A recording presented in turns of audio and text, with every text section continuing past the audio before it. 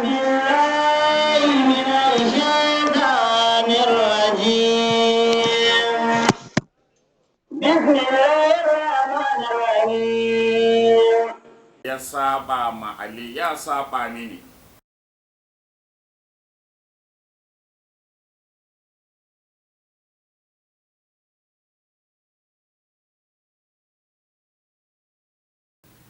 أعوذ بالله من الشيطان الرجيم.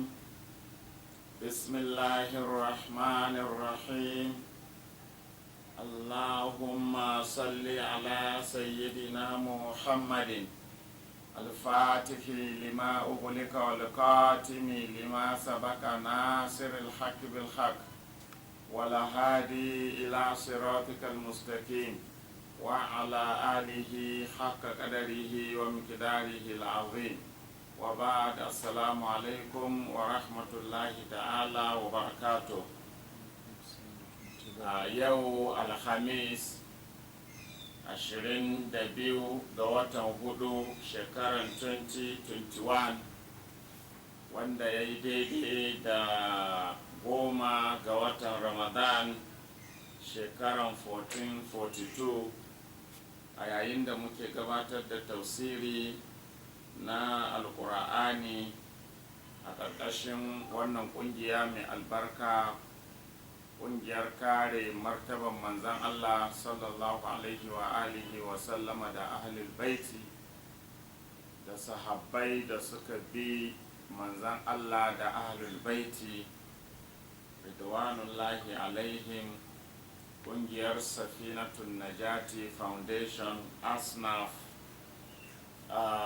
kamar yadda muke gabatarwa muna fassara ihdinas siratal mustaqim siratal ladina an'amta alaihim. Su wane ne as-siratal mustaqim? Su wane ne alladina an'amta alaihim? kuma su wane ne al-maghdubu alaihim? wurin gayar al-maghdubi alaihim su wane ne al-maghdubu alaihim?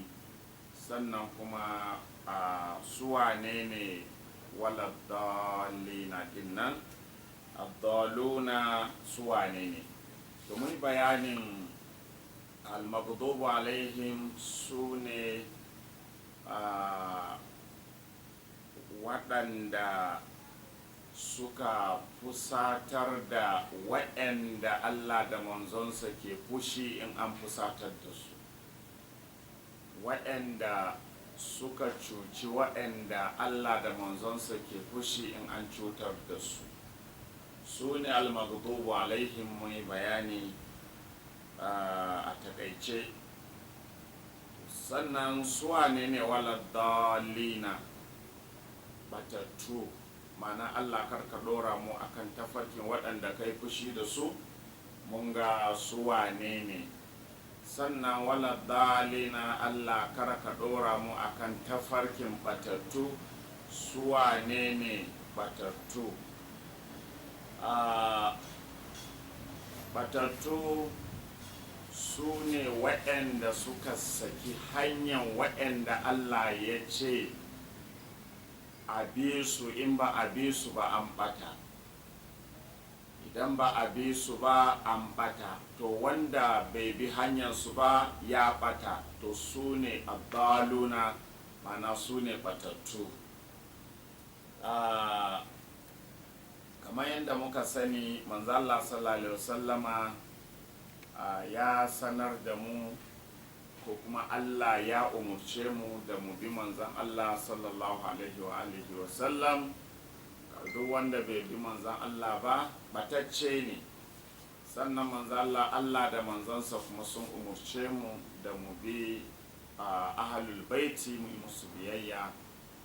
duk kuma wanda bai yi ma ahlul baiti biyayya bai je bi wasu daban, shi ma batacce ne. su ne abdalluna da ake gaya mana.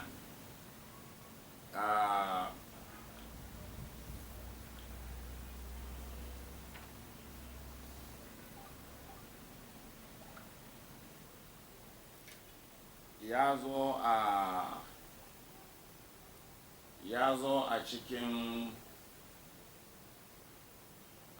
wannan hadisi ya zo a tarihu Baghdad an abi Usman al-Nahdi an abi Usman al-Nahdi an Ali ibn Abi Talib قال مررت مع رسول الله صلى الله عليه وآله وسلم بحديقة manzo Allah sayyidina Ali yana ba da labari ya ce na wuce tare da manzon Allah sallallahu alaihi wasallama zuwa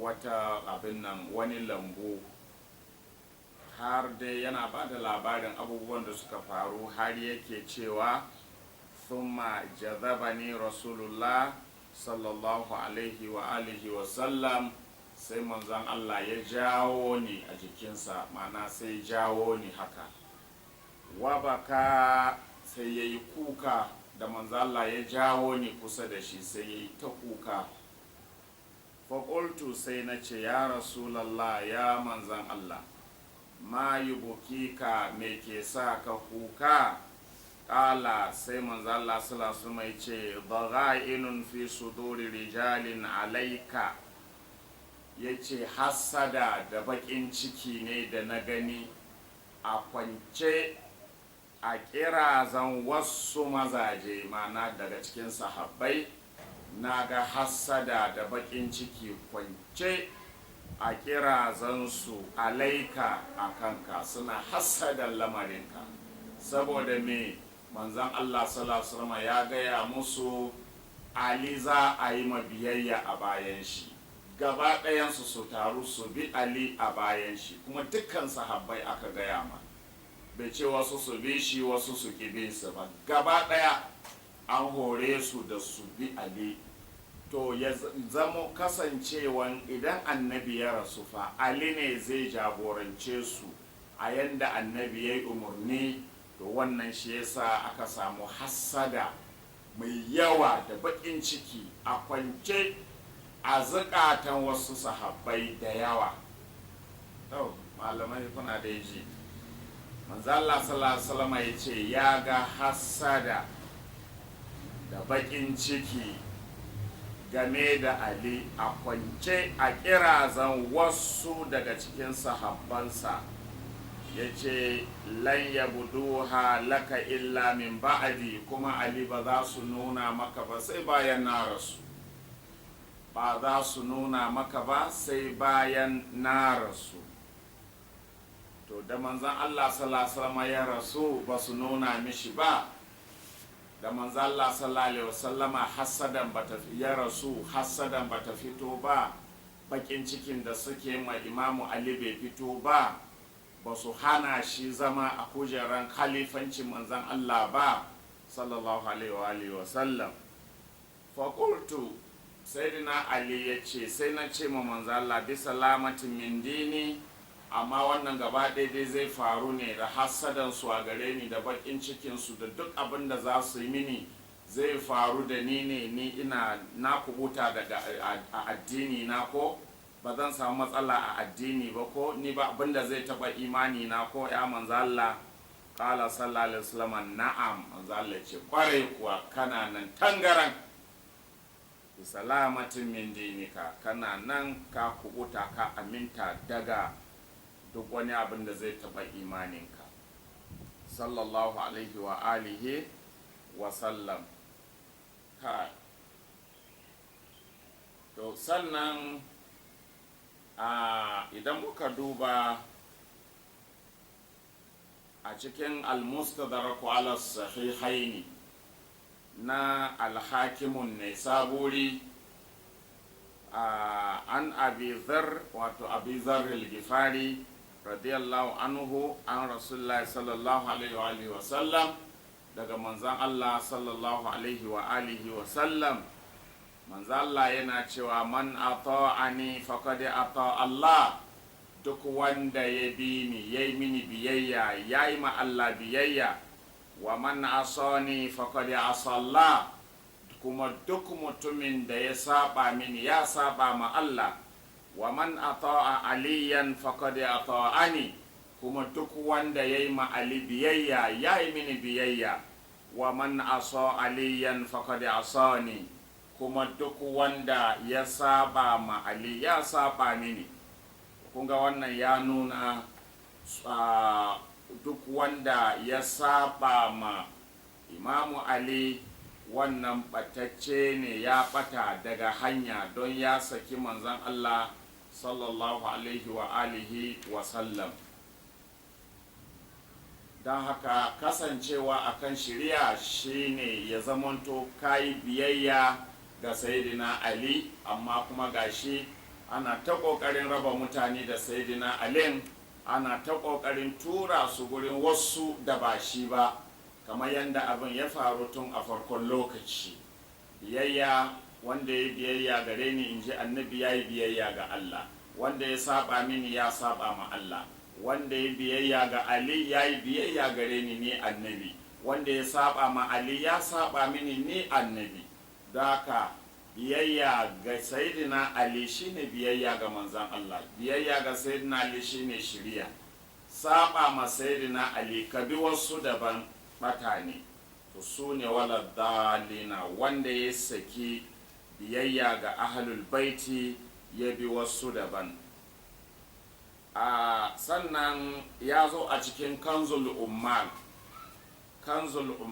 na Muttaka anin nabi sallallahu alaihi wa alihi wa sallam, manzala sallallahu alaihi wa sallama ya ce, man sarrahu an yahya hayati, duk wanda ke so, duk wanda ke farin cikin ya rayu irin rayuwata, ma'ana duk mai so ya rayu rayuwa ta imani, waya muta mamati, kuma ya yi mutuwa irin mutuwata, ma'ana ya yi kyakkyawan mutuwa yana cikin yardan Allah da manzansa sallallahu alaihi wa sallam. Wa yaskuna jannata adnin lati gharasaha rabbi, kuma duk wanda ke son ya shiga aljannan adin wanda ubangiji na ya dasa, falyatawali aliyan min ba'di, mana duk mai so ya kasance akan shari'a ba bata ba, to fa ya jibinci Ali min ba'di a bayana, waliyuwali waliyahu, kuma ya jibinci dukkan jagororinsa na ahlul baiti na zamaninsa. Wali ya kutadi bi ahli baiti min ba'adi, kuma ya yi koyi da ahlul baiti na a bayana. To kenan duk mutumin da bai yi koyi da ahlul baiti ba, aka tura shi ya koma ya riƙe wasu daban yake koyi da su, ba ahlul baiti ba, wannan batacce ne. Kuma manzo Allah sallallahu alaihi wasallam ya ce ba zai shiga aljanna ba, ya saki hanya. Dole ne wali ya kutadi bi ahli baiti min ba'di, dukka wanda ke son shiriya yake so kuma yayi kyakkyawan rayuwa da kyakkyawan ƙarshe, to dole ne fa yayi koyi da ahlul baiti min ba'di a bayana, in ji manzon Allah sallallahu alaihi wasallam wa alihi. Fa innahum itrati, yace saboda ahlul baitin nan su ne ‘ya'yana, kule ko min tainati, an halice su ne daga lakan da aka halice ni da shi, wa ruziqu fahami wa ilimi, kuma an azurta su da fahimta na da ilimi na. Allah ya yi musu baiwan fahimta irin tawa, Allah ya yi musu baiwan ilimi irin nawa. Da haka duk wanda ka bi ba kaman su bane, bin wani ba su ba bata ne, shine gairul maghdubi alaihim, shine wala dalina din da muke magana akai. Da haka kama wasu ba ahlul baiti ba bata ne, in kai haka ka shiga cikin wala dalina da ake magana. Manzo Allah sallallahu alaihi wasallam yace an azurta su da fahimta irin tawa, an kuma azurta su da ilimi irin nawa. Fawailu lil mukazzibina bi fadlihim min ummati, kuma azaba ta tabbata ga wanda ke ƙaryata falalansu, mana fifikonsu a cikin al'ummata. Duk wani a cikin al'ummata, in ji manzan Allah sallallahu alaihi wasallama, wanda ke ƙaryata fifikon ahlul baiti, ma'ana ya kawo wani daban ya ɗora akan ahlul baiti, ko ya ce a wani daban aka ce abi bayan annabi ba ahlul baiti ba, ko kuma ya ɗebo ya ce ai an yadda abi ahlul baiti amma an yadda abi sahabi wani da wani. Duk wanda ya abin nan ya yi musun falalansu, ya ƙaryata falalan ahlul baiti da fifikon ahlul baiti akan kowa, to azaba ta tabbata gare shi, in ji manzon Allah sallallahu alaihi wasallama. Alqati'ina fihim silati, wa'anda suke yanke haɗuwansu da ni, ma'ana mai raba tsakanin ni da su, mai ganin a'a ai wanda ya fi daraja gaba ɗaya shine manzo Allah, mai bin shi shine Abubakar. Kaga ya yanke tsakanin nan, ba a shiga tsakanin manzon Allah da ahlul baitinsa, sai dai ka ce daga manzo Allah sai Ali sai wani sai wani sai wani, daga manzo Allah sai Fatima sai wani sai wani sai wani, haka ake magana. Amma kana yanke tsakanin manzo Allah da ahlul baiti, ka shiga uku, in ji manzon Allah sallallahu alaihi wasallam wa alihi. Shi yasa muka matsa muke ta bayani, saboda kwato al'umma daga batan da wasu malamai, wasu waladalina din, wasu abdaluna daga malamai suka mai da wasu al'umma suka zuba su cikin abdaluna. Da shi yasa muke ta ƙoƙarin bayani don mutane su fahimta. Annabi bai yi shiru ba, baka da hujja in an je lahira, baka da dama ka ce annabi bai gaya maka ba, yayi bayani. Sannan wasu kuma da suka zo suka yaƙi gidan annabi, sun ƙirƙiro nasu hadisan su ma da ya ci karo da na annabi, sun ce in ji annabi. To shi yasa muke ta bayani, malamai masu goyon bayan waɗanda suka yaƙi gidan annabi sun kwaso hadisai na ƙarya wanda maƙiya annabi suka ƙirƙiro, suna ta karantar da al'umma. Mu kuma muna ƙoƙarin mu gaya musu ba gaskiya ba ne, hadisin gaskiya shine wanda ya dace da ƙur'ani, ya dace da littafin Allah. Duk hadisin da ya saba ma littafin Allah, kowa ya ruwaito shi, ba amfani da shi. Bari dan yi shuru.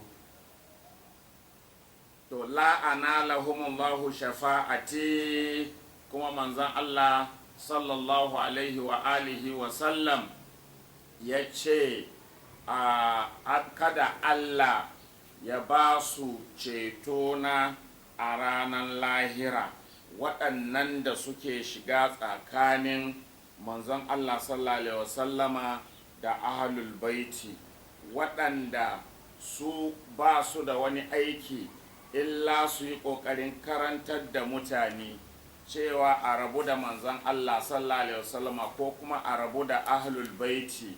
Ai waɗanda aka ce abi su ne abin nan, wane ne wani malami, wance malamai, wai sai a ce abinda annabi ya ce alaikum bi sunnati wa sunnatil khulafa'ir rashidin min ba'di abdu alaiha bin nawajiz. Akwai wani malami amma dai tukuna. To waɗannan bayin Allah da ke ta ƙoƙarin hallaka mutane, suke ƙoƙarin mayar da mutane zuwa ga wasu daban da ba ahlul baiti ba, sai ka ce ahlul baitin sun yi musu wani laifi. To waɗannan mutane masu cewa Allah ya ce a riƙe sunnansa, a riƙe sunnan khalifofi shiryayyu a bayan shi, sai su ci ana nufin Abubakar da Umar da Usman da Ali. Da wannan ba koyarwar kirki ba ne, hikima ce kawai ta karkatar da mutane daga hanyar Allah da annabi. Abubakar da Umaru da Usman duk ba su cikin khulafa'ur rashidun, kuma mun sha muku bayani, kuma za mu ci gaba da yi muku bayani. Za mu kawo muku su wane ne khulafa'ur rashidun. Ali shine wa na farkonsu, sannan da saura, insha Allah za mu yi muku bayani. Duk wanda ya yi biyayya bayan manzan Allah, duk wanda ya kuskura ya yi biyayya ga wani wanda ba ahlul baiti ba, to wannan ya ɓata, ya shiga cikin waladhalina. Allah ka kiyaye mu, Allah ya kiyaye. a manzo Allah sallallahu alaihi wa sallam, ibnu Abbas, yanzu ina cikin mawaddatul qurba. Ibnu Abbas kanin manzan Allah sallallahu alaihi wa sallam, an ibn Abbasin radiyallahu anhu qala, ibnu Abbas Allah ya kara masa yarda ya ce, qala rasulullahi sallallahu alaihi wa sallam, manzan Allah sallallahu alaihi wa sallam ya ce, lan tadillu, ba za ku taba bacewa ba. Ba wala dalina muke fassarawa ba, batattu. Su wane ne batattun?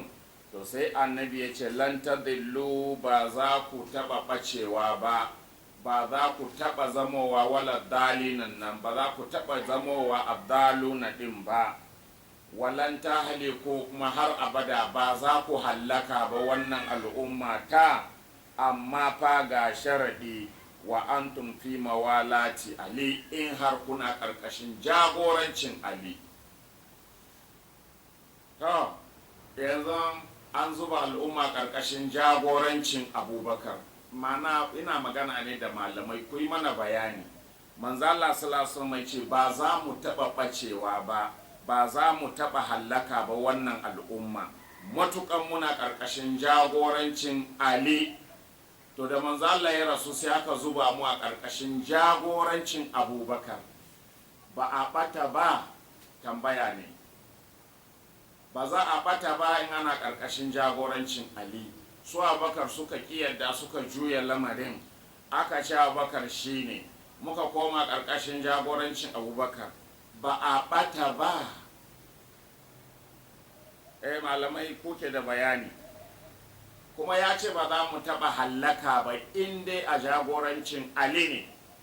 Jagorancin Ali kuma shine jagorancin sauran ahlul baiti, don ya ce daga Ali sai Hassan, daga Hassan sai Husaini, daga Husaini sai Zainul Abidina, har su 12. Daka jagorancin Ali jagorancin saura ne. Ali na gamawa sai Hassan, daga shi sai Husaini. Amma tun farko sai suka hana, suka rusa shirin manzon Allah sallallahu alaihi wa sallam. Har yanzu muna cikin shiriyar, al'umma tana kan shiriya.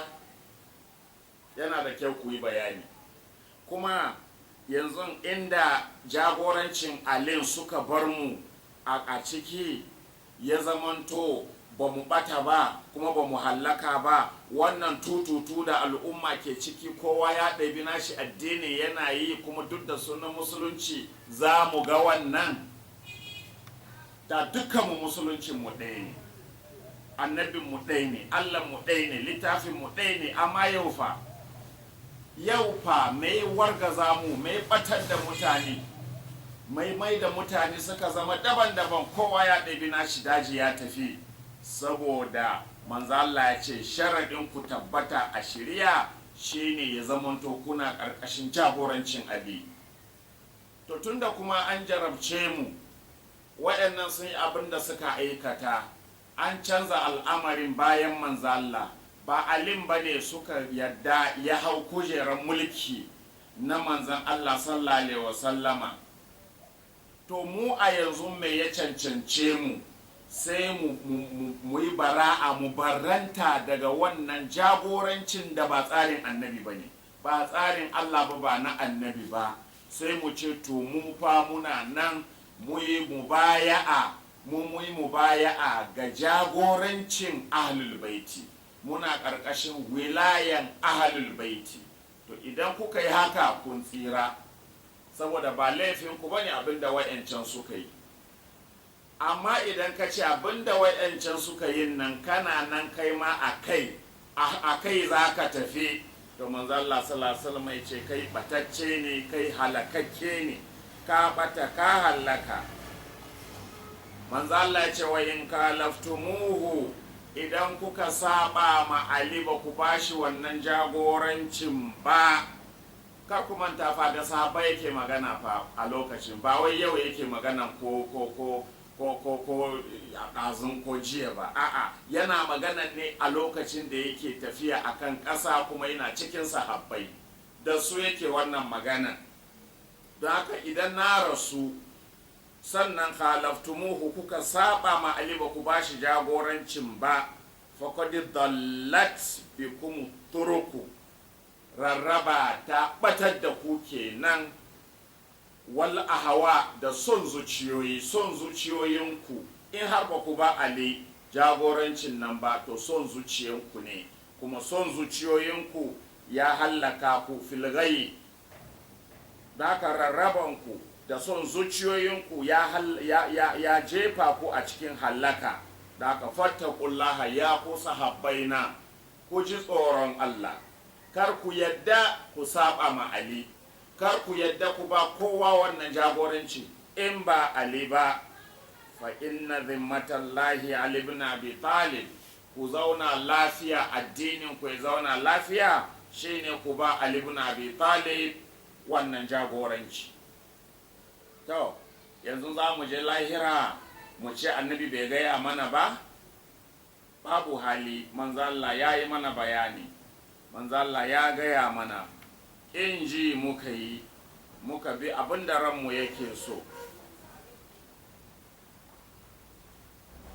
Sannan Abu Laila ya ruwaito, Abu Laila al-Ghifari ya ruwaito manzo Allah sallallahu alaihi wasallam yana cewa satakunu min ba'di fitna, za a samu fitina a bayana, fitina za ta faru a bayana. Kun ga manzo Allah yana rasuwa fitinan ta fara, manzo Allah na rasuwa Abubakar suka kyale gawan shi suka tafi suka yi ta hutuba, su ne halifa sun naɗa kansu sun yi kaza sun yi kaza. To yace za a samu wannan fitina a bayana, fa idza kana zalika, idan haka ya zo ya kasance, falzimu aliyan, gaba daya musulmi ku lizamci Ali, ku kyale kowa. To za mu ci annabi bai mana bayani ba, za mu ci annabi bai gaya mana ba, annabi bai cuce mu ba, ya yi mana bayani yadda za mu tsira. Falzimu aliyan, ku lizamci Ali. Da haka dole ne kowane musulmi ya yi tsarkake zuciyarsa, ya yi mubaya'a ga wilayan Ali ba na wa'yancan ba. In kuma ka ƙi ji, in an je kuma kai kasan bayanin da za ka yi, mu masu faɗi mun fita alhamdulillah. To ya ce kulizimci Ali, in ji manzan Allah, fa innahul faruqu bainal haqqi wal batil, saboda alin nan shine faruqu, shine mai rarrabe tsakanin ƙarya da gaskiya. To ashe kun gani ba Umar bane faruqu, mun sha gaya muku manzo Allah ya ce Ali ne faruqu. Kwace da dai wani malami nake yi, amma za mu yi magana kan shi nan gaba kaɗan insha Allah. Ali shine faruqu, kawai 'yan bakin ciki ne suka rubuta Umaru shine faruqu saboda bakin ciki. Kuma kar ku manta, yanzu muka gama karanta manzon Allah yana kuka, yana gaya ma sayyidina Ali, na ga kirazan wasu mazaje na sahabbansa, ya ce ya ga kirazansu sun cika da hassada da bakin cikin Ali. To wannan shine abin da ya faru, duk matsayin Ali an kwace an ba wasu, an ce ba nashi bane. To shine faruku ma aka ce ai Umaru ne, ba Umaru bane faruku. Bai yiwa faruku ya ma annabi abinda Umar ya yi masa, ba zagi bane, wannan labari ne. Abinda Umar ya masa na kuma malamai sun san shi, kuma su ji tsoron Allah, su daina cin amanan al'umma da suka yarda da su gaya musu gaskiyan abin da ya faru a musulunci, domin mutane su gyara imaninsu, su mai da imaninsu zuwa ga manzan Allah da ahlul baiti. Wannan shine amana. Amma ba su so almajiransu, ba su son su rasa almajiransu, kuma ta hanyar ɓoye musu gaskiyan nan, ta hanyar za ku rasa su da izinin Allah. Domin muna fata Allah zai fahimtar da almajiran nan naku su san manzan Allah da ahlul baiti ake bi, ba waɗanda kuke ɗora su a kai ba. A lokacin za ku rasa su cikin wulaƙanci. Gara yanzu ku gaya musu gaskiya, su riƙe ku, su gode muku kun shiryar da su, da za su gane kuna ɓatar da su ne, su rabu da ku a cikin wulaƙanci. Mun muku nasiha kenan. To kaza fil firdaus, haka ya zo haka a cikin firdaus.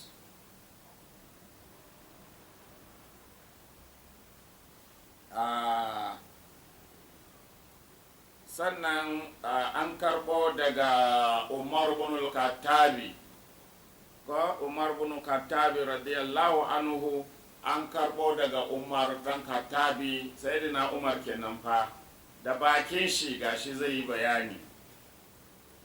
Kala ya ce, inna rasulallahi sallallahu alaihi wa alihi wa sallama lamma aqadal mu'akhata baina ashabihi, yayin da ya kulla yan uwantaka tsakanin sahabbansa. Kullum muna wannan bayani, manzo Allah ya kulla yan uwantaka tsakanin muhajirun da ansar, ya kira muhajir guda ansar guda ya ce to ku ne yan uwan juna. Haka gaba ɗaya ya kulla yan uwantaka tsakanin su. Kala Umar ya ce sai manzon Allah ya ce mana, hadha aliyun akhi fi dunya wal akhirah, wannan alin kam dan uwana ne duniya da lahira. Shi yasa ban kulla yan uwantaka tsakanin shi da kowa ba, shi saboda shi dan uwana ne duniya da lahira. Wa khalifati fi ahli, kuma shine khalifa na a ahalina. Wa wasiyyi fi ummati, kuma shine naima al'ummata wasiya ya zama khalifa na a bayana. Wa warisu ilmi, kuma shine mai gadon ilimina, shine magajin ilimina. Wa qadi daini, shine zai biya bashi na in har na mutu na bar bashi, shi ke da haƙƙin ya biya bashin da ke kaina. Malahu minni, abinda kuka gani na Ali daga gare ni ne. Mali minhu, abinda kuka gani nawa daga Ali ne. Nafa'uhu nafu'i, amfanar da shi amfanar da ni ne. Wa durruhu durri, cutar da Ali cutar da ni ne. Man ahabbahu faqad ahabbani, duk wanda ya so shi ya so ni. Wa man abghadahu faqad abghadani, duk wanda kuma yaki Ali haƙiƙa yaƙi ni. Da kun gani ashe kenan su kansu sahabbai, na taba bayani na ce sahabbai fa babu inda suka ce Ali ba shine annabi ya ce jagorance su ba, ba su faɗa ka ba. Kuma babu inda suka nuna Ali bai cancanta ba. Wannan Abu Ubaida ma wanda ya yi magana shi cewa ya ce kai Ali kai yaro ne, kai yaranta, mun san haƙƙinka ne, mun san kai annabi ya ce a ba, amma tun da kai yaro ne ka bar ma manyan nan, in kana da yawan rai dama haƙƙinka ne sai ka zo ka yi. Kaga gyara suka yi ma annabi, ya sa musu yaro ba su yadda ba, bari su sa dattijo sai suka sa Abubakar. Kawai shine abin da ya faru, amma su kansu sahabbai kullum bayaninsu shine Ali shine halifan manzon Allah sallallahu alaihi wasallam wa alihi. Wayannan dai ko malaman yanzu, wasu malaman nan ku ne dai da yake kun fi sahabbai iyawa, ko ke cewa Abubakar shine khalifa. Babu inda sahabbai suka ce ba Ali bane. Sannan an karɓo daga Ibnu Abbas radiyallahu anhu, kuma na yi wannan magana ne ba tare da na manta da hadisan ƙarya da aka ƙirƙiro masu wayanda suka ci karo da na annabi, suka ci karo da ƙur'ani ba, duk na san da su. Amma za ka ji sahabbai suna maganan Ali kai ka cancanta, kai annabi ya ce, kawai dai ka yi yaranta. To Ibnu Abbas radiyallahu anhu ya ce, manzo Allah sallallahu alaihi wasallam ya ce, inna Allah aftarada ta'ati, Allah ya wajabta biyayya gare ni, wa ta'ata ahli baiti ala nasi khassa, kuma Allah ya wajabta biyayya ga ahlul baiti na keɓe. Biyayya gare ni da biyayya ga ahlul baiti na wajibi ne akan kowane musulmi. To kaga yadda sallah ta zama wajiba a kanka, haka biyayya ga annabi da ahlul baiti ya zama wajibi a kanka. Sai aka baka da sallah, aka raba ka da biyayya ga ahlul baiti, ba a cuce ka ba, ba a cuce ka ba. kuma biyayya ga ahlul baitin nan shi ke tabbatar da sallanka. Rashin biyayya gare su baka da sallah ko kayi. Ila mu gani a gaba mun sha gaya muku manzo Allah sallallahu alaihi wasallam yana cewa abin nan babu aikin wani bawa da zai amfane shi sai in ya san haƙƙin mu ahlul baiti yayi biyayya gare mu ya so mu. Tashi duk wani sallan ka bai yi dole ka yi biyayya ga ahlul baiti, in ba haka ba kana cikin wala dalina ko kana cikin addalluna. Allah ya tsare mu. Wa alal khaliqi kafa, kuma Allah ya wajabta ma dukkan halitta biyayya gare mu abin nan gaba daya kafatan.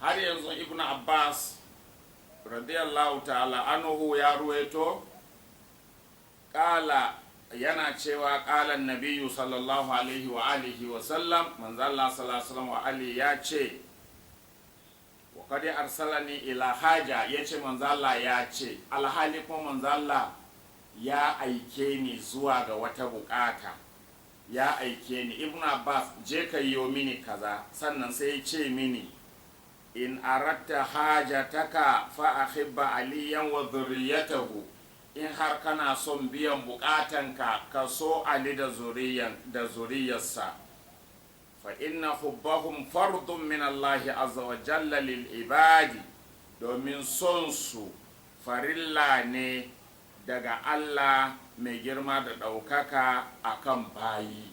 Dole ne bayi su so Ali, dole su so ahlul baiti, dole ne su yi musu biyayya. Idan ba a yi musu biyayya ba, Allah bai karbi ibadanku ba.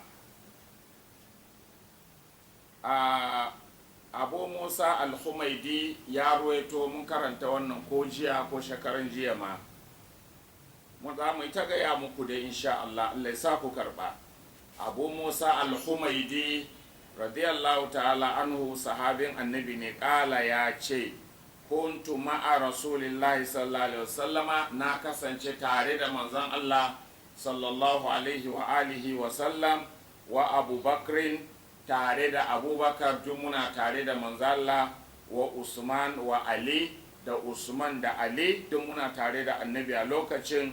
Faltafata ila abubakrin, sai manzalla sallallahu alaihi ya juya ya kalli abubakar, faƙala sai ce ma abubakar, ya ababakarin, ya kai abubakar, hadha alladhi tarahu, wannan da kake gani mana Ali din nan, waziri fi sama'i wa waziri fil ardi, shine mataimakina a sama, shine mataimakina a nan ƙasa, mana shine waziri na, yani Ali ibn Abi Talib, yana nufin Ali dan Abu Talib.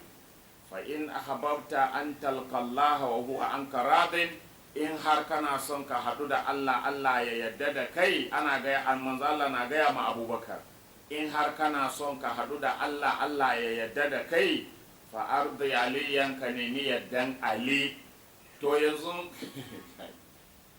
Abubakar bai da aljanna, ba zai tsira ba a lahira in bai bi Ali ba. Sai kai aka ce maka kar ka bi Ali, ka bi Abubakar, ba a cuce ka ba dan uwa. Wannan shine kiran da muke yi. Abubakar ma an ce ya nemi yardan Ali, in ba haka ba zai samu aljanna ba. To sai aka ce kuma kai shi zaka nemi yardan shi, ba Alin ba, ba wilayan Ali zaka bi ba, na wasu zaka bi, kaga an cuce ka. Fa inna ridahu ridallah, yardan Ali yardan Allah ne, wa ghadabahu ghadabullah, kuma fushin Ali fushin Allah ne.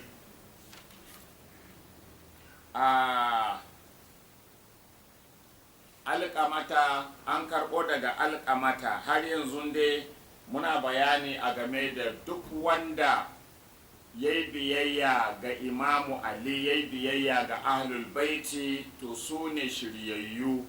Sannan waɗanda suka saba ba Ali da ahlul baiti, mana ba manzon Allah da ahlul baiti suke ma biyayya ba, to waɗannan su ne addaluna da ake addu'a kada Allah ya samu a cikinsu. mu da Allah ya karbi addu'a mu ba mu cikin walar dalina saboda mun yi biyayya mun yadda da ahlul baiti mun yadda da wilayan ahlul baiti alhamdulillah. To an alƙamata bin qaisin kuma abinda wasu al'umma ba su gane ba suna ganin yadda da wilayan ahlul baiti shi an ci ne, alhali kuwa shine musulunci gaba daya. Yadda da ahlul baiti shine musulunci gaba dayan shi, ko dan dariƙa ne kai ko dan wane ne kai ko dan shi'an ne kai, misali ka ce kai dan shi'a ne baka yadda da wilayan ahlul baiti ba ruwan Allah da kai ba ruwan annabi da kai. In kai dan dariƙa ne kai kace ka yadda da wilayan ahlul baiti, Allah na tare da kai, annabi na son ka. Hakan kace ba ruwanka da wilayan ahlul baiti, kai su Abubakar da Umar da waye ka sani, to ba ruwan Allah da kai, dariƙanka ba za ta amfane ka ba. Domin maulan mu Shehu Tijani wilayan ahlul baiti yayi, koyarwan ahlul baiti ya bi. Kai kuma ka je ka bi koyarwan wani daban, ka je ka tambayi labarin maulan mu Shehu Tijani. Yaya yayi ibada ne irin na ahlul baiti. Dole kai irin nashi in kai dan dariƙa ne, in kuma ba irin nashi kai ba wani abu daban kake yi. To shi Alqamatu bin Qaisin da Al-Aswad bin Buraida sun ce duk sahabbai ne, sun ce ataina Aba Ayyub al-Ansari, mun zo gurin Abu Ayyub al-Ansari, ƙulna muka ce masa ya Aba Ayyuba, ya kai Abu Ayyuba. Shi Abu Ayyuba sahabin manzan Allah ne sallallahu alaihi wa sallam, shine mai masaukin manzan Allah a Madina. Lokacin da manzan Allah ya yi hijira zuwa Madina, a gidan Abu Ayyub al-Ansari Allah ya sauke shi, kuma Allah da kanshi ne ya sauki manzan Allah gidan. Duk kun san labarin, ba manzan Allah ne ya nuna gida ya ce ga inda zan sauka ba. Manzan Allah ya ce ku kyale taguwa ta, duk kofar da ta gurfana nan ne masauki na, kowa na addu'a ya zama shi. Sai ta wuce kofar kowa ta je ta gurfana a kofar Abu Ayyub al-Ansari. Aka yi ta kabbara, aka sauki manzan Allah a gidan, shine mai masaukin manzan Allah sallallahu alaihi. Sunan shi Abu Ayyub al-Ansari. To shine Alqamata da Al-Aswad suka ce mun je mun same shi a gida, sai muka ce masa inna Allah ta'ala akramaka bi nabiyyika, Allah ya karrama ka da ya saukar da annabinsa a gidanka. Idza auha ila rahilatihi tabruka ila babika, yayin da Allah ya yi wahayi zuwa ga taguwan manzansa, Allah ya yi wahayi zuwa ga taguwan manzansa ya gurfana a ƙofanka. Fakana rasulullah sallallahu alaihi wasallam laka fadilatan faddalaka biha, sai ga shi manzan Allah ya aikata wata falala gare ka, wanda ya falala a gare ka, wanda ya zama maka falala daga annabi. Don haka a khabirna bi makarajika ma'a Ali alaihi salam. Abu Ayyuba, ka ba mu labari, mun ga yin Ali zai fita yaƙi, kana cikin rundunansa, kana cikin masu zuwa ta yashi yaƙi. Ka ba mu labari me ka dogara da shi kake yaƙan sauran mutane, kake yaƙan sauran musulmi, kake goyon bayan Ali.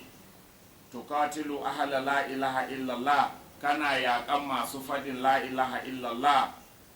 Kun ga ashe faɗin la ilaha illallah bai da amfani matukan baka tare da manzan Allah da ahlul baiti. Kana sake Ali la ilaha illallah ɗinka ya warware, sai dai ka yi ta faɗi a matsayin waka, amma babu shi.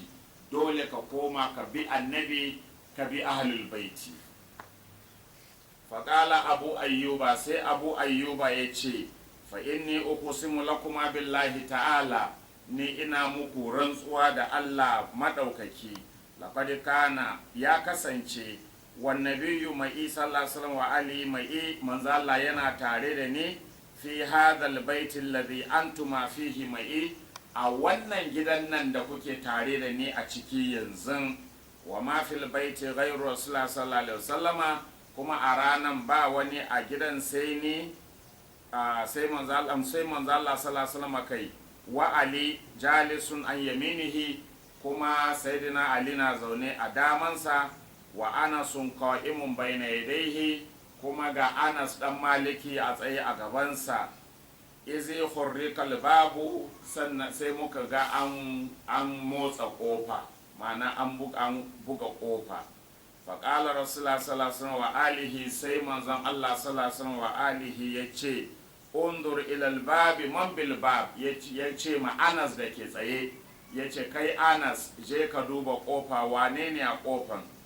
faƙala sai Anas da ya duba kofa sai ya ce ma manzon Allah, ya rasulullah ya manzon Allah, hada ammaru ke kofa, Ammar ibn Yasir shine ya zo kofa.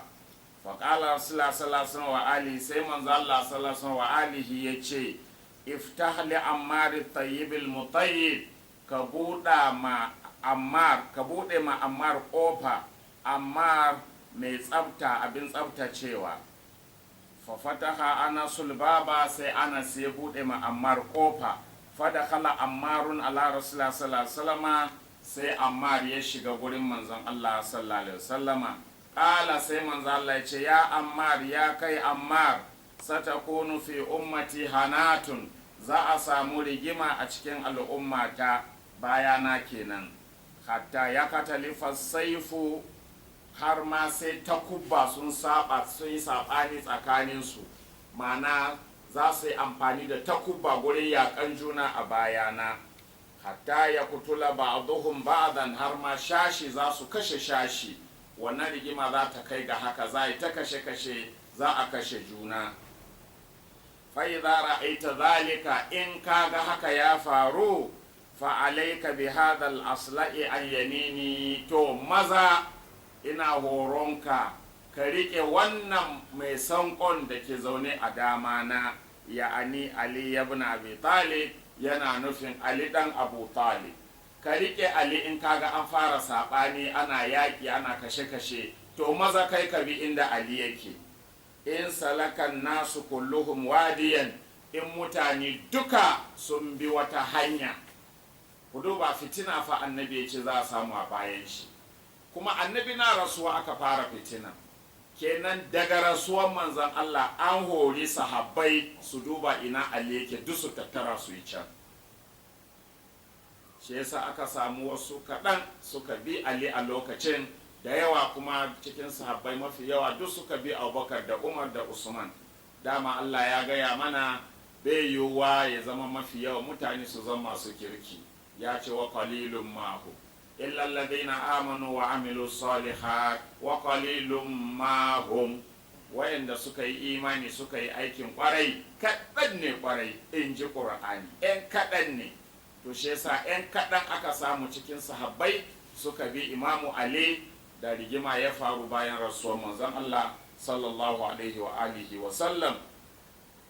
To manzon Allah yana gaya ma Ammar, ya ce idan mutanen duniya gaba ɗaya sun tattara sun bi wata hanya daban, wasalaka aliyun wadiyan, sannan shi Ali ya shiga wani hanya, wani rafi, ya bi wata hanya daban, fasluku wadi Ali, to kai ka bi hanyar da Ali ya bi, ka kyale wa halli anin nasi, kuma ka kyale dukkan mutane, duk yawan su ka bar su, Ali za ka bi.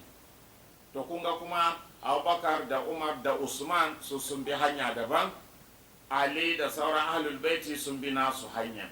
To hanyar Ali ahlul baiti suka bi, duk malamai sun san wannan, kuma dole su faɗi haka su ma.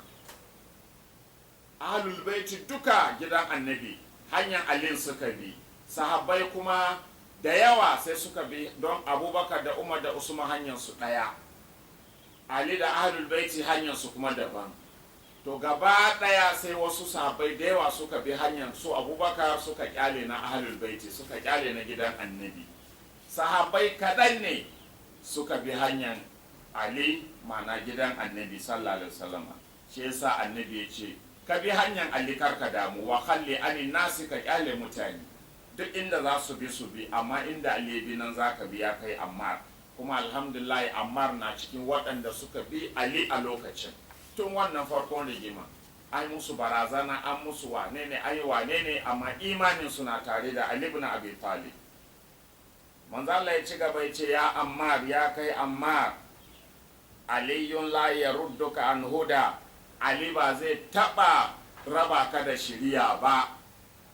gani Ali bai taɓa raba ka da shirya da haka kullum Ali za ka bi wala ya dulluka ala rada Ali ba zai taɓa nuna maka ɓata ba da haka in kana tare da Ali kana cikin shirya in ka saki Ali kuma kana cikin abdalina wanda muke addu'a wala dalina to ya Ammar annabi ya ci gaba ya ce ya kai Ammar ta'atu aliyin ta'ati maganan mu kenan ta'atu aliyin ta'ati biyayya ga Ali biyayya ne gare ni biyayya ga Ali biyayya ne gare ni daka wanda ya bi Ali ya bi ni wanda ya ƙi bin Ali yana cikin abdalina ya ɓatacce ne kuma halakakke ne yanzu mai za ka je wallahi al'umma ba ta da hujja akan annabi ranar kiyama ba mu da dama mu je mu ci annabi ai ba kai mana bayani ba ne ya yi bayani kusan kullum sai ya yi magana kusan kullum sai annabi ya yi mana bayani ahlul baiti fa za ku bi ahlul baiti fa za ku bi za a zo a batar da ku a bayana a kawo hadisan ƙarya a ce abubakar shi ya fi kowa abubakar shi ne siddiqi shi ne kaza kar ku bi za mu gani a gaba insha Allah ta'atu aliyin ta'ati bin Ali bina ne wa ta'ati ta'atullah kuma bina bin Allah ne ha Allah akbar sallallahu alaihi wa alihi wa sallam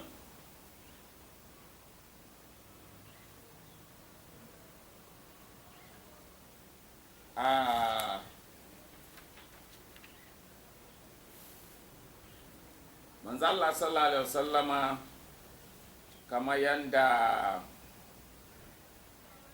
kama yanda aka ruwaito ya zo a cikin almanaki an Ali ibn al-Hasan an Ali rida an abihi an abaihi an amiril mu'minina Ali alaihim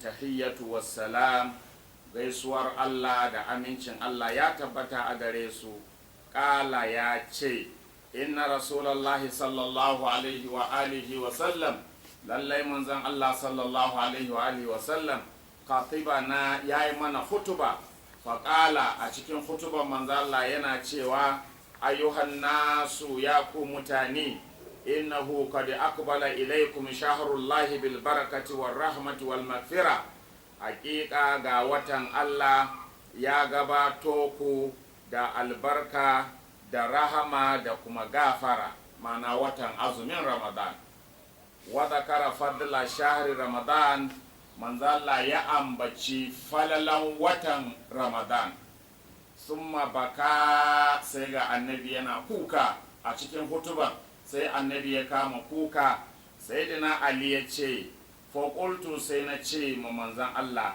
ya rasulallah ya kai manzan Allah ma yi bukika me yasa ka kuka ƙala sai manzan Allah ya ce ya Ali ya kai Ali abuki lima yastahillu minka fi hadha shahar ina kuka ne saboda abin da zai faru da kai a wannan wata ma'ana watan azumin Ramadan ka anni bika wa anta turidu an tusalliya sai kaman gani ina kallon ka tashi za ka yi sallah wa qadin ba'atha ashqal awwalin wal akhirin ga wanda ya fi kowa rashin arzikin duniya da lahira shi kuma ya yunkuro shaqaiqu akiri naqati salihin wanda takwaran wanda ya kashe wanda ya soke raƙumin salihu takwaransa gashi ya zaburo ya daribuka darbatan ala ra'asika zai sare ka da takobi sara guda a kanka a tsakiyar kanka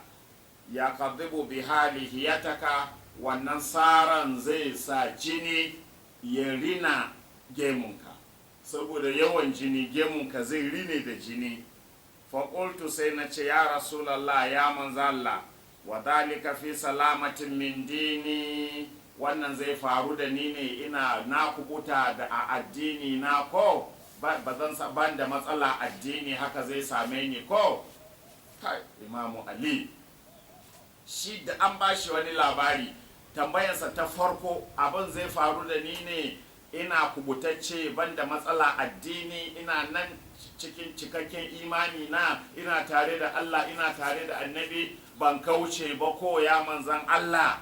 Amma ku dubi sauran, ku dubi sauran, yaya za mu kwace shugabanci shine damuwansu, yaya za mu kwace dukiyar Fatima mu ƙara da namu mu ji daɗin mulki shine tunaninsu, yaya za mu yi mu kwace dukiyar da annabi ya mutu ya bari shine tunaninsu.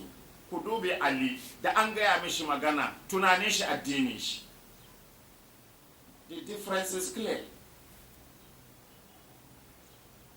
Ala manzo Allah ya ce masa fi salamatin min dinika, kana cikin kukuta daga wata matsala na addini, kana nan addininka lafiya lau, abin da zai samu imaninka. Allahu akbar.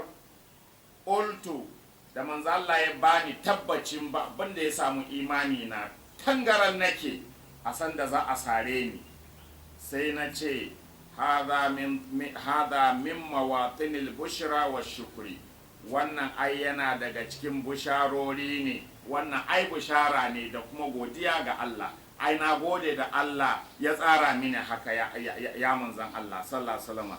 Sun maƙala, sannan manzan Allah ya ci gaba da magana yana cewa ya Ali, ya kai Ali, man qatalaka faqad qatalani, duk wanda ya kashe ka ni ya kashe. Ku duba wannan magana, wanda ya kashe ka Ali ni ya kashe. Amma mutane su taru gaban malamai su ta gaya musu labarai kuma wai su ta imani da su. Ku ba kwa tambayan kanku bayanin nan da muke muku, wai akan gidan wa muke muku wannan bayani? Gidan annabi. Ali kanin annabi, Fatima yar annabi, Hassan jikan annabi, Husaini jikan annabi. Labarin su fa muke baku, a koma gare su. Amma kuma an tara ku an ce a sahabi wani ne, sahabi wancan ne, sahabi wannan ne, kuma sai kuka amince da ku bar gidan annabin ku kama wa'yancan, kuma kuna tsammanin da tunaninku. Allah ya shirya. Man qatalaka faqad qatalani, manzo Allah ya ce duk wanda ya kashe ka addini ya kashe. Kuma wannan magana na annabi is justifiable. Manzo Allah ya ce aliyun minni wa ana min Ali, Ali daga ni ne, ni daga Ali ne. Ya ci gaba da bayani, Ali wanda ya kashe ka ni ya kashe, wa man abghadaka faqad abghadani, Ali wanda duk ya ƙi ka ya ƙi ni, wa man sabbaka faqad sabbani, Ali wanda ya zage ka ya zage ni. Amma malamai yau sun taso wai wanda ya zagi sahabi ya zagi manzan Allah. Kaci fa wai malami ke wannan bayani, bari dai na ce za mu zo kan shi insha Allah. Annabi ya ce Ali duk wanda ya zage ka ni ya zaga. An juya abin kan sahabbai. Bari za mu yi ma malaman tambayoyi insha Allah. Wa man sabbaka faqad sabbani, duk wanda ya zage ka hakika ya zage ni Ali, li'annaka minni ka nafsi. Annabi ya kawo hujja, me yasa duk wanda ya kashe Ali annabi ya kashe, me yasa wanda ya ki Ali annabi ya ki, me yasa wanda ya zagi Ali annabi ya zaga? Yace saboda kai a gurina kamar ni da kaina ne. Wannan kuma hujja ga shi a Qur'ani malamai sun sani, kuma manzo Allah ya sha faɗi, yace Ali shine, shi Ali ne, Ali daga gare shi ne, shi daga Ali ne. In kai dan dariƙa ne je ka duba Al-Faidur Rabbani, Shai Tijani ya kawo shi, Ali da Annabi abu ɗaya ne. In kai dan dariƙa ne je ka duba a tafsirin Maulana Shai Ibrahim ya kawo shi, ka duba a diwani Shai Ibrahim ya kawo shi. Ali da Annabi kamar tsaga kara ne, ‘yan uwa ne. Ta ban san abin da kuke, ban san irin addinin da kake yi ba, haka saba ma wayannan koyarwa. Taka idan ka ce an zagi wani sahabi an zagi Annabi, gaya mini alaƙar shi da Annabi da har zaman an zage shi an zagi Annabi. Shi sahabi ne, Allah ya ce bi Annabi, Allah ya ce bi Ali, Allah ya ce bi ahlul baiti ko a ƙona shi. ahlul baiti su ne ka zage su ka zagi manzan Allah, in ka zagi manzan Allah ka zagi Allah. Amma za mu yi bayani, akwai lokacin bayani shi insha Allah. Li'annaka minni ka nafsi, domin kai a wurina kamar ni ne da kaina. Ruhuka min ruhi, ruhinka daga ruhina ne, daka ruhinka da nawa ɗaya ne.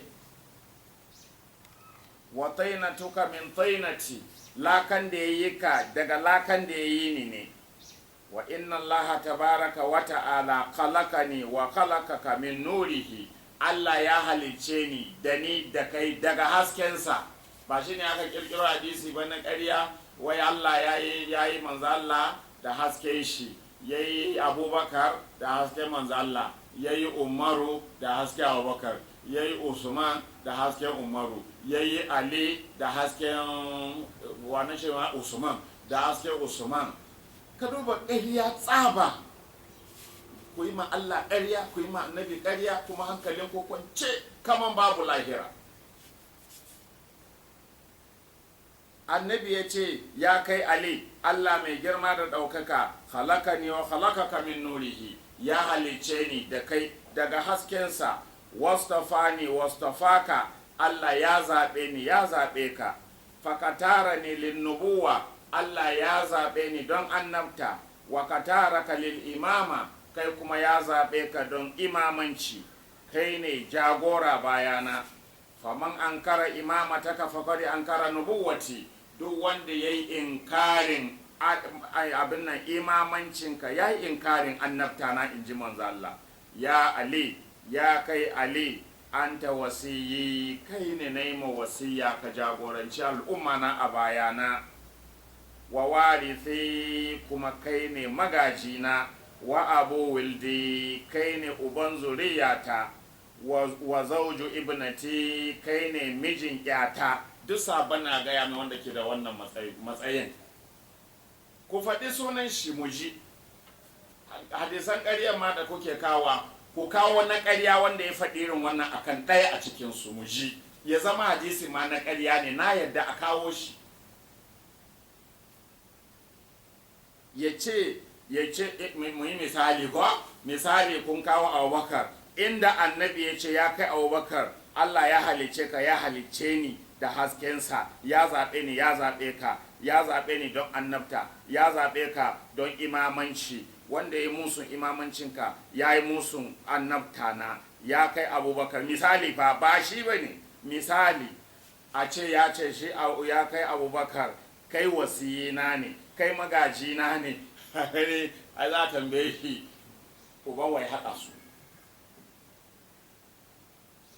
Kaga kai ba ruwan ka, yanzu Abubakar za a tambaya, uban wai haɗa ku kai zama magajin shi.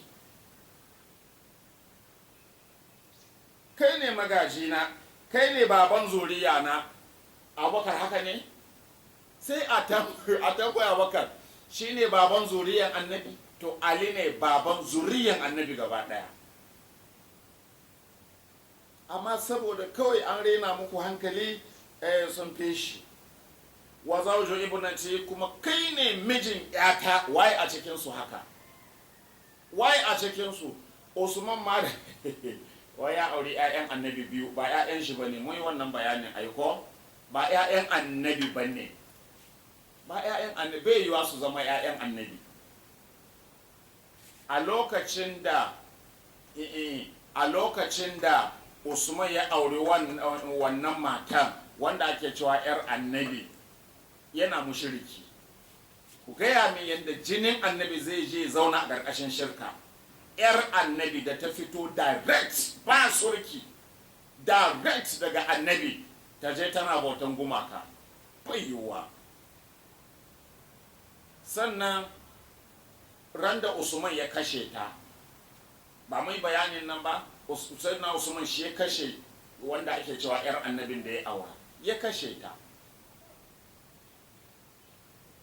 Ya zo zai mata wanka, annabi ya hana, kar ya kuskure ta bata.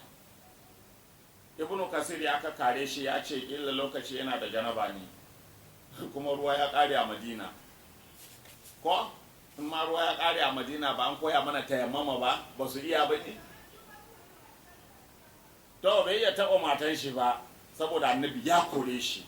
To ibnu kasir ya ce yana da janaba, an je za a sa ta a kabari, usman ya zo zai karbi gawanta ya sa a kabari a matsayin shi na mijinta. Manzo Allah ya ce duk wanda ya san ya yi ma matansa ta'addanci a cikin dare kar ya taɓa ta. Sai usman ya ja da baya.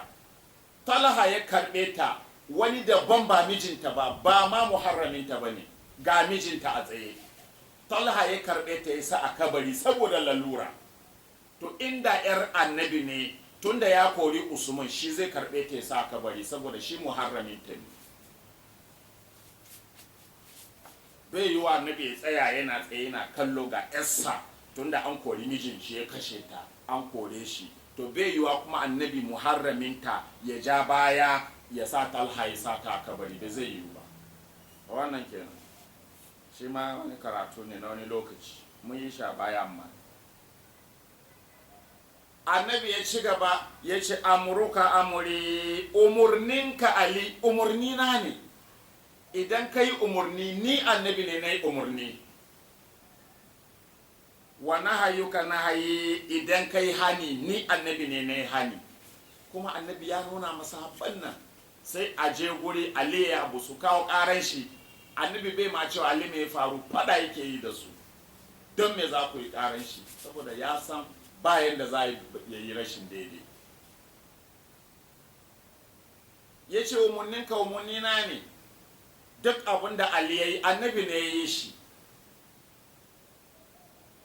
Uqsimu billahi alladhi ba'athani bin nubuwa, annabi ya ce na rantse da Allah nan da ya aiko ni da annabta, da ya tayar da ni da annabta, waja'alani khairal bariya, na rantse da Allah nan da ya sa na zamani ne fiyayyen halitta, ba halitta da ya kai ni. Innaka la hujjatullahi ala khalqihi, kai ne hujjar Allah akan halittansa. Ha? Awaka ne? Ali kai ne hujjan Allah kan halittansa. Da za ku kawo hadisi ma na ƙarya misali, ni ban taba gani ba, amma kila akwai ko na ƙarya cewa Abubakar ne hujjan Allah kan halittan shi. Da za ku kawo ka, amma kuwa da kun yi nadama don irin tambayoyin da zan muku. Da in kuka kwashe shi da ku da shi. To shikenan wa aminuhu ala sirrihi, kuma kai ne amintaccen Allah akan sirrinsa. Kai amintaccen Allah ne ya kai Ali akan sirrinsa. Wa khalifatallahi ala ibadihi, kuma kai ne khalifan Allah akan bayinsa. Ha, kaman da ya aiko.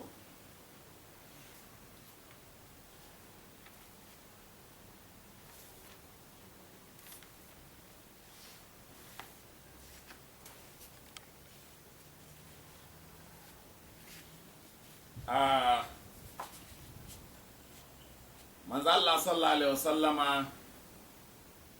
ko in ce Allah ya yi mana bayani a cikin alkur'ani. Muna magana kan duk wanda bai bi ahlul baiti ba, su ne wala daluna, su ne abdaluna din a fassaran wala dalina da muke yi. To Allah ya kawo ya ce ya yi walladina amanu atiullaha, ya ku masu imani ku yi biyayya ga Allah, wa atiur rasula, kuma ku yi biyayya ga manzon Allah, wa ulil amri minkum, kuma ku yi biyayya ga ulil amri minkum, ku yi biyayya ga ma'abota al'amarin nan na jagoranci bayan annabi kenan. To akwai, bari mu dan warware wani abu a nan, saboda wasu malamai irin fasarori da suke yi. Allah ya ce atiullaha, ya ku musulmi ku yi biyayya ga Allah, wa atiur rasula, ku yi biyayya ga manzon Allah, ko ar-rasul, wa ulil amri minkum, ulul amri, ko to shikenan sai ce fa in tanaza'tum fi shay'in farudduhu ila Allahi war rasuli. Idan kun samu jayayya, saboda da wannan hujja wasu ke samu don fasarorin da yawa, wasu su ce ana nufin sarakuna su ne ulul amri, wasu su ce a'a ulul amri ana nufin zuwa ne ma suke cewa sun ce sarakuna ne, sun ce a'a ana nufin masu mulki ne, an ce a'a ana nufin alƙalai ne, da akwai dai fasarori daban-daban da suka yi don dai kar a ce ahlul baiti ake nufi. To sai Allah ya ce fa in tanaza'atum fi shay'in, idan kun jayayya game da wani al'amari, farudduhu ila Allahi war rasuli, ku mayar da wannan jayayya zuwa ga Allah da manzonsa, in kuntum tu'minuna ko kun ga sai bai ce ulul amri ba a nan. Idan kun yi jayayya to sai malamai su fasara cewa ku yi biyayya ga Allah, ku yi biyayya ga manzon Allah, ku yi biyayya ga ulul amri. Ulul amri na yawa an ce malamai ne, an ce sarakuna, an ce masu mulki, an ce waye. To wai idan jayayya ya shiga tsakanin ku al'umma da wayannan sarakuna ko wayannan malaman da sauransu, to yanzu farudduhu ila Allahi war rasuli, sai ku mayar da jayayyan zuwa ga Allah da manzonsa. Wannan ba abin da ake nufi ba kenan. Ku yi biyayya ne ga Allah, ku yi biyayya ga annabi, ku yi biyayya ga ulul amri.